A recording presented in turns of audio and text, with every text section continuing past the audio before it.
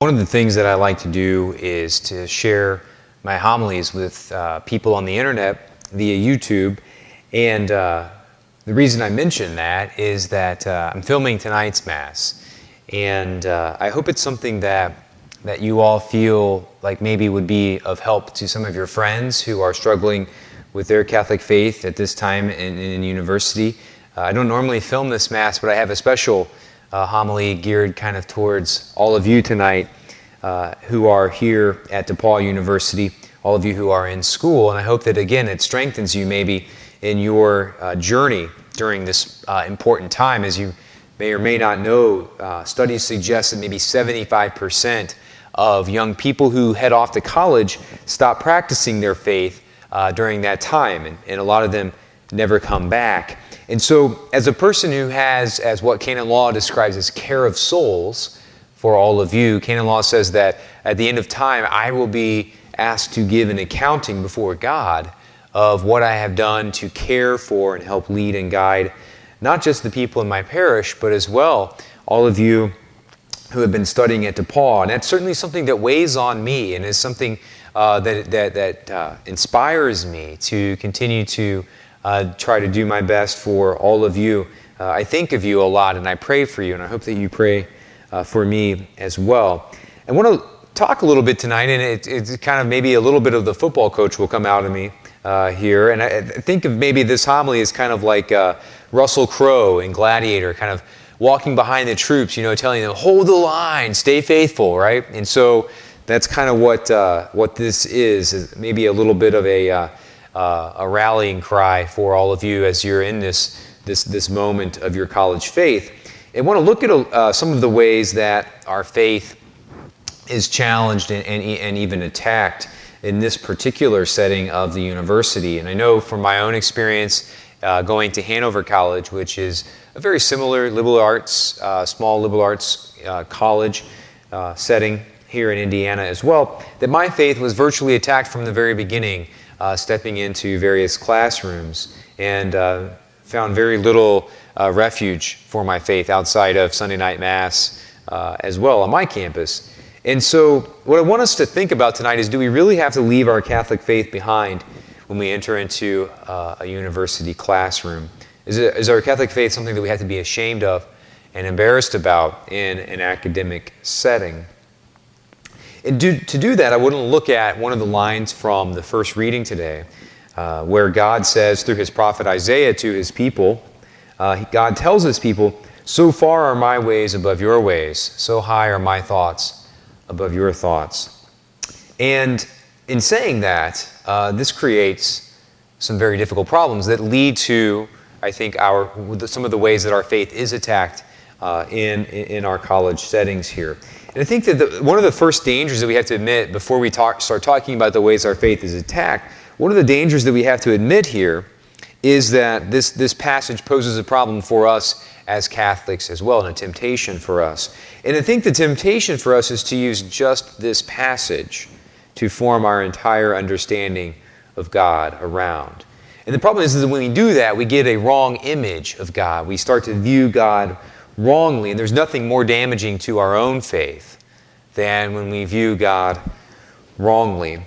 And the thing I think that, again, some people hear that line from Isaiah about God's ways being so far above ours and his thoughts being so high above our thoughts. We kind of tend to take that and allow that to form our entire image of God. So God is way up there and he's telling us, oh, my thoughts are so much better than yours. My ways are so much beyond yours. And so we can, if we build our image of God just on that, again, we see him maybe on the mountaintop, God up there, we're down here. And again, a problem is a lot of people do that. They do form their image of God based on these types of passages from the Bible. And they don't allow the entirety of the Scriptures in all of the different Bible verses throughout to shape their image of God. They just use these particular ones. And so a lot of people have that image of God as being distant, as being above, as being sort of lording over us on the mountaintop. But the problem is that this false image is what people use to attack the faith. They attack because so many Christians and so many Catholics walk around with that view of God, it is this caricature of God that is so often attacked. And so we have to think a little bit about that. And so what happens is if we take the God's ways are so far above my ways, if that's our image, that leads us to say something that's not true. But it leads us to say that we can never understand anything about God. Which leads us to then say, if I'm going to have faith, my faith must be a blind faith. I must just simply never know anything about what's really going on, and I must just trust in this person on the mountain. And so as well, then finally it leads us to being sort of Pharisaical hoop jumpers who simply think of our job as a Catholic to simply jump through hoops, to just follow the rules and do whatever the church tells you to do, and that you could never understand God or why God asks you to do anything. And so most people today, including university professors and other cultural elites and so on and so forth, like to attack that. And in one sense, we should say that that's rightly so, because that is a false image of God. But in doing that, this image of God allows lots of people in our world today, university professors, cultural elites, and so forth, to make a very dangerous and false separation. And that is a separation between faith on one side, and then people like to say that on the other side we have reason.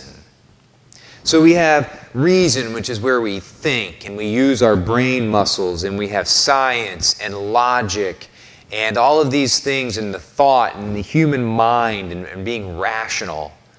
And on the other side, as the story goes, completely separate from one another is faith.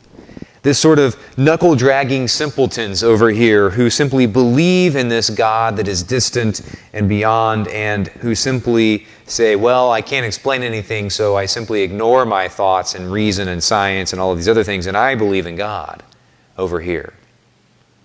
But again, this is based on a false image of God. And John Paul II, St. John Paul II, worked to correct that with one of his most important letters that he wrote in his pontificate, called Faith and Reason.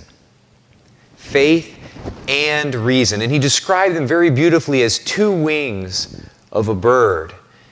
And that when we use both of them, when we use faith, authentic faith, real faith, and when we use real reason, when we use our thinking muscles and science and all of these things, both of these are needed, and they actually speak to and help one another. They're not separate camps that are separated and divided by some giant chasm. They are, in fact, things that work together, or at least should work together, if they're both thought of properly. But again, we have a corrupted vision of reason sometimes, and a corrupted vision and a false vision of what faith is. And when we have those, this separation is more easily accomplished. John Paul II, in his letter on faith and reason, said that my faith, authentic belief, and real knowledge of the real God, not the God on the mountain who's yelling at us, but the God who comes among us and who also dwells with us, the living God. The God that we know of and learn more and more about as the Scriptures progress, as we see the revelation of Jesus. That God, faith in that God, is something that strongly and very beautifully helps inform my reason, my logic, my scientific mind, my ability to see the world and to study the things that are around me. And in the very beautiful way, St. John Paul II also notes that my reason, when I use it rightly, when I'm looking around at the world and studying it, when I use logic, when I use my thinking power, when I reason, that can do nothing but inform and lead me to a deeper faith. The two inspire each other. They have their separate realms, but they're also interconnected. And that's John Paul II's contribution there with this most important topic. John Paul II seeks to pull together what most people want to leave separate and pull apart. And again, two wings that help one another, faith and reason, two wings that allow us to soar. But if we only use one or the other and we keep them separate, then we can never fly. And so a couple of the myths then I think that need to be addressed because they're so often regurgitated in classrooms and in other places in today's society, especially probably for some of you, these may be things that you encounter in a university classroom. Myths that exist and that would seek to say and to advance the narrative that faith and reason have nothing to do with each other. Myth one is that the church is against thinking and natural knowledge and these things of reason, that the church is opposed to those. The Catholic Church is the enemy, so it's said, of knowledge, of wisdom, of thinking. The rebuttal to that would be that if the church were against these things, why did it found the university system? All of you are at DePaul University. There would be no university, period. There would never be the word university without the Catholic Church championing it, founding them, and starting up the entire concept. The Catholic Church is a champion of reason and of thinking and science and knowledge. And on that, a second myth that is often propagated that we must combat and must examine the facts and not simply settle for cartoon versions of reality. The second myth is that people will say, yeah, well, okay, maybe they founded the university system, but the Catholic Church hates science. The Catholic Church hates science. The rebuttal to that is that many of the earliest scientists, those who were around at the beginning of the scientific revolution, and many scientists throughout the history of the world, and those who have been at the forefront, were Catholic priests and laity.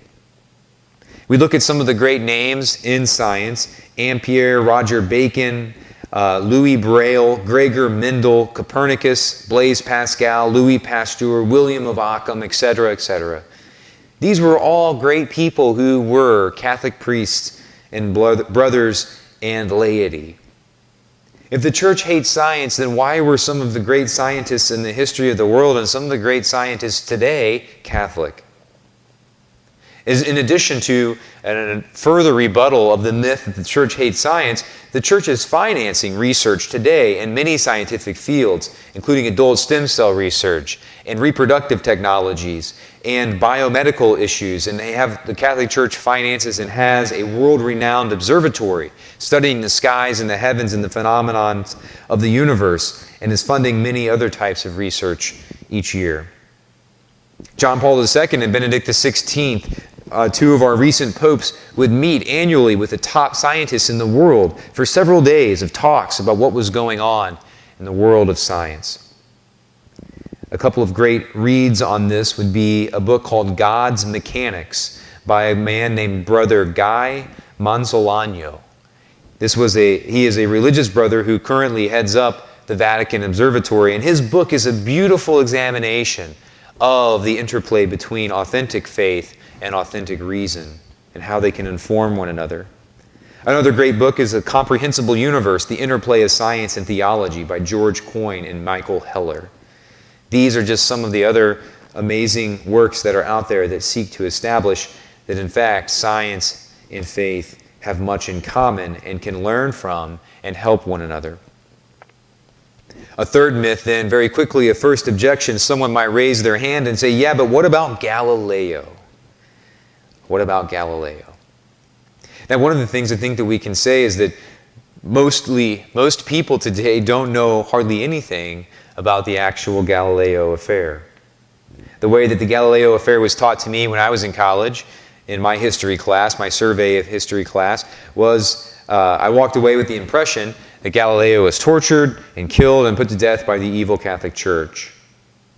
When in reality, when we look at the issue of the Galileo affair, what we see is a pope and a scientist who actually were great friends and would visit with one another, and in fact were simply overcome with pride. The Pope was so fascinated by Galileo early on that he wanted, it was kind of like Galileo was a rock star, and the Pope wanted to hear his teachings and wanted to get to know him more deeply.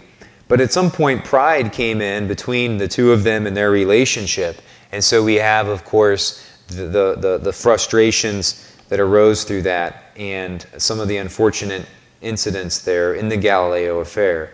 But indeed, it's not nearly what it's often made out to be by musicians and other places where we hear the Galileo affair talked about and told about. The other thing I think that's really important to rebut with the myth of Galileo is to ask the question, if the church hates science, can you name one other scientist that the church has persecuted besides Galileo? The answer to that would probably be no, because there aren't any. And so for a church that hates science, the fact that the church is only really authentically persecuted, even then it's a question mark, but the fact that the church has only come after one scientist in the history of over 2,000 years, that certainly would seem to suggest that maybe the church doesn't hate science, and that maybe people were using one incident to further a narrative and to further keeping faith and reason apart. A fourth myth would be that, well, the Catholic Church caused the Dark Ages. Of course, a rebuttal to that would be that, as G.K. Chesterton once noted, and I think very rightly when we study authentic history and don't let other people tell us about it, what G.K. Chesterton said is that far from causing the Dark Ages, the Catholic Church was the only institution that could have ever brought the world out of them. That's just such a beautiful phrase. Again, when we know history and when we look at it for real. Far from causing the Dark Ages, the Catholic Church was the only institution that could have ever brought the world out of them. Another historian, Regine Pernoud, once noted that one can say just about whatever one wants to about the Middle Ages and be almost certain of never being contradicted. And I think that the point here is that the church is attacked oftentimes through history and in history classes, and indeed my own experience was that it was through history, that through the history classes, that my faith was most often attacked. One of the reasons, again, is that because people don't know very much about history, and so they don't know a lot of hardly how to rebut the arguments that are made, and probably you maybe have found yourself in that situation as well. Being 19 and trying to, talk to somebody who has much more, many more degrees than you and so forth, and maybe you don't have quite that historical background yet. But a couple of books that I would suggest, there's articles as well, but a couple of books, How the Catholic Church Built Western Civilization is a great read by Thomas Woods. It sounds a little triumphalistic, but it's got some really good short ways to get caught up on the history of Western civilization. And again, when we do that, I think we recognize very quickly that the church had a much more glorious history than is often talked about. Another book by Pernoud is Those Terrible Middle Ages, of course, sarcastically titled that way, because the point is that the Middle Ages were not a bunch of peasants sitting around stacking mud as it is often portrayed. So those are some great ways to get caught up on history, and we have, things like the Crusades. People are attacking things, and just, when we look at the actual situation that's going on in the Crusades, the Inquisition, all of these things, we see actually, in fact, we learn a lot more, and we realize that there is a real historical reality going on there, and that we can't sum up hundreds of years of history in a few sentences or in one lecture. And in fact, let's take the Crusades for an example. I think oftentimes the temptation is to arrogantly look back on these things and to sort of say, well, they were such bad people back then for going off to war and for engaging in war with the Muslims. And I think we can condemn them for that, and we can sort of look back on them arrogantly, but I think we also have to be honest and say, look what we're getting ready to do as the United States of America after one journalist of ours has been beheaded.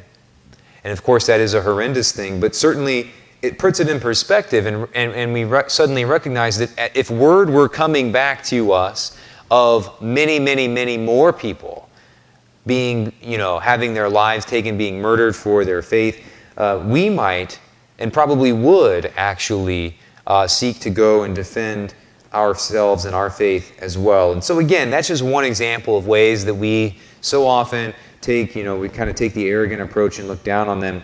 But when we recognize the facts of history, we often walk away with a much bigger or a much better and much healthier perspective. The fifth myth, and we're getting to the end here. So the fifth myth is that, well, speaking of wars, the world will be better off without any religion. Right? We hear that from some of the pop atheists that are out there today, that the world will be better off without any religion.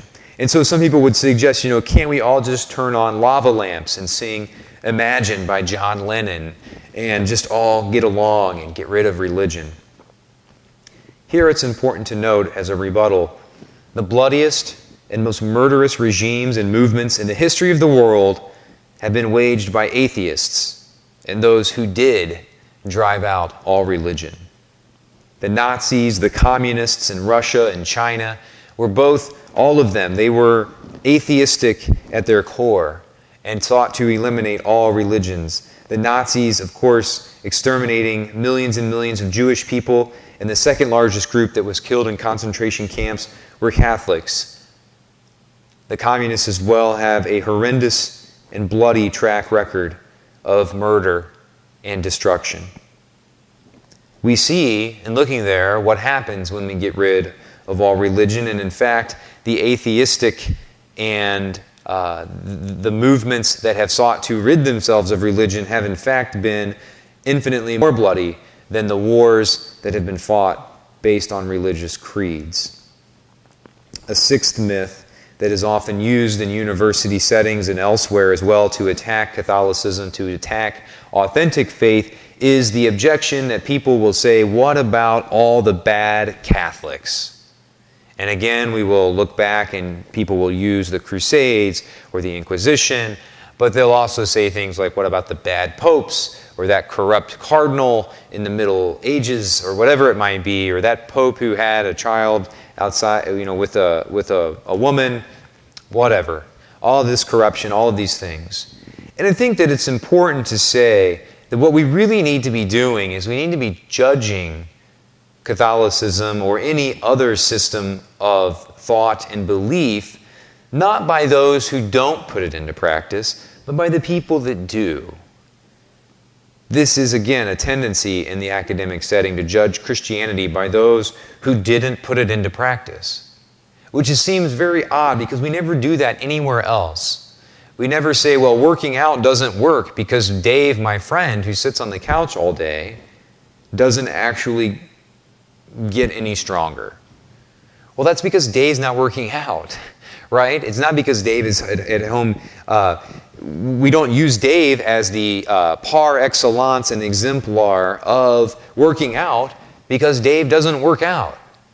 And yet in this, for some reason, we use, in every other way, we don't ever do this, but if for some reason with Catholics and Christians, we use the bad examples as if those were the people who describe to us and show us what it's like to put our Catholic faith into practice. And so I think what we need to be doing is instead saying, let's look at those who are most authentically Catholic, and let's also look at those who are most authentically, and to the fullest version, atheistic and postmodern and so on and so forth.